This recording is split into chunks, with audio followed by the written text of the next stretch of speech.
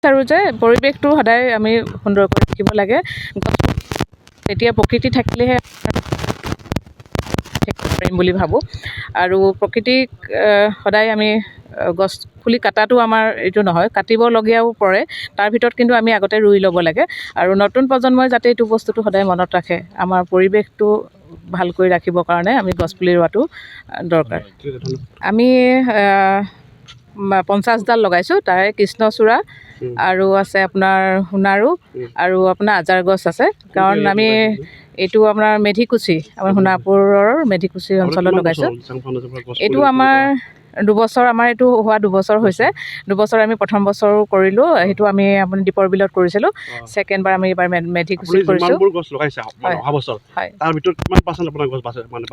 যোৱা বছৰ আচলতে গৰু ছাগলীৰ ৰাস্তাৰ কাষত হ'লে অকণমান প্ৰব্লেম হয়। তথাপিতো আমাৰ মানে 15ডালমান, আমাৰ তেতিয়া আমি ফল মূলৰ গছ লগাইছিলোঁ তাতে।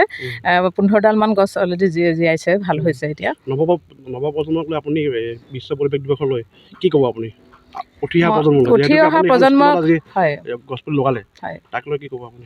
মই বিচাৰোঁ যে এই আমি যিটো প্ৰকৃতি আমি মানে বিশ্ব পৰিৱেশৰ লগত আমি সংগতি ৰাখি যিটো আমাৰ গছপুলিৰ বৃক্ষৰোপণটো, এইটো আচলতে আমি পৰিৱেশটো পৰিশোধন কৰি ৰাখিবৰ কাৰণে